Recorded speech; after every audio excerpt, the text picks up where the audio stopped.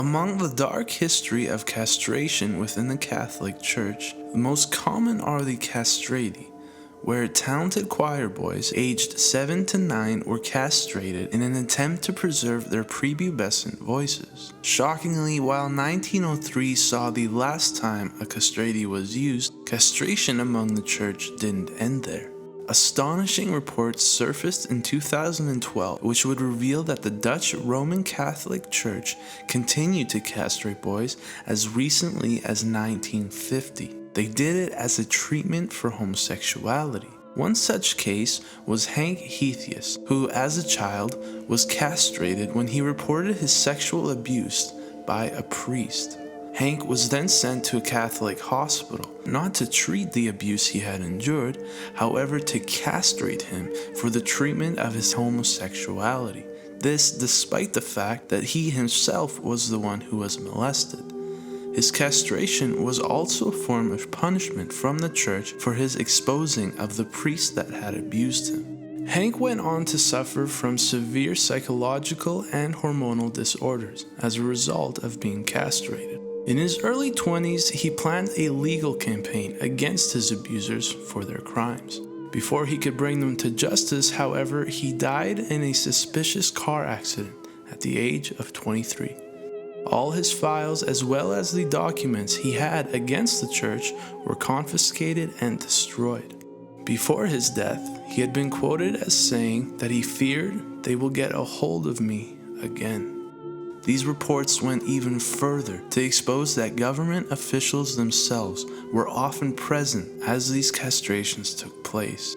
A total of 10 boys are known to have been castrated by the Dutch Catholic Church for their homosexuality. These are only the known cases. These horrific documents showcase a truly dark history within the church.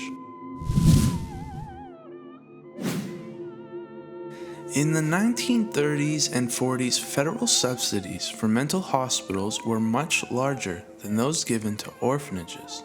Premier Maurice Duplessis saw this as an opportunity to make money. After getting the support from the provincial church, he, as well as the Catholic Church, went on a corruption spree.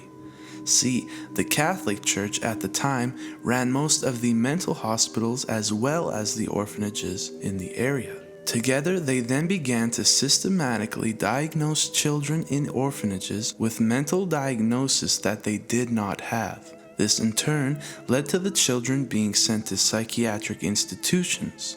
Which, remember how I said that mental hospitals received higher subsidies for each patient? Well, this meant that they would now receive much more money per child, as the church owned both orphanages as well as the mental hospitals these children were now sent to. Either way, it meant that the church made more money.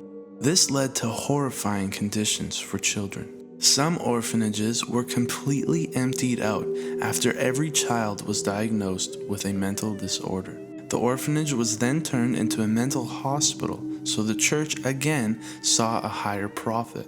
Horribly, some of the orphans weren't even orphans. They were children forcefully taken from their mother, as the church had a strong stance on children conceived outside of marriage. Many children were sexually abused, were used for experiments, tests, and received electric shock therapy.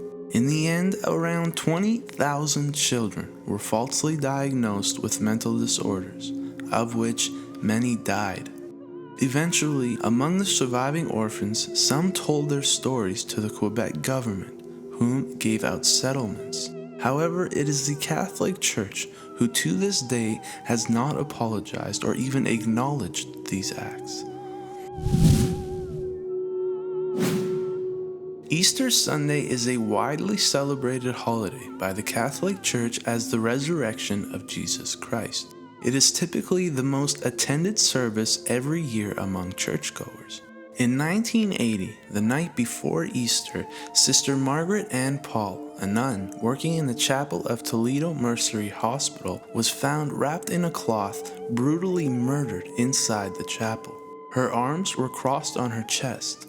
It was evident by a smear of blood on her forehead that the last rites had been performed on her. The last rites is a common ritual within the Catholic Church known as the Last Prayer given shortly before death. Near her heart was what appeared to be an upside-down cross shaped by stab wounds.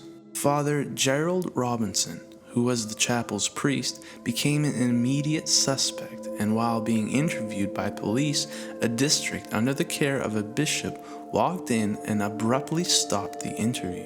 For some odd reason, the priest was never questioned by police again. 23 years went by, with nothing. Then, in 2003, a letter labeled Survivor Doe showed up at a local police station. This letter stated that Doe had been sexually abused during a satanic ritual led by a priest and multiple people dressed as nuns. The priest involved was none other than Father Gerald Robinson. After the raiding of his office, it led to the discovery of a small saber-shaped tool believed to be the murder weapon. Upon further investigation, police deemed that Father Gerald Robinson had been the murderer, and he was later convicted in May of 2006 before passing away in 2014, meaning for his crime he served just 8 years. In the 1920s, the Catholic Church built a home in Ireland for unmarried mothers to be run by the Sisters of Bon Secours. For over 36 years, this home took thousands of women who were labeled by the church as fallen women. Because sex outside of marriage was seen as a mortal sin, the church used this home, built behind 8-foot walls, to deliver the woman's children, as well as to commit their crimes.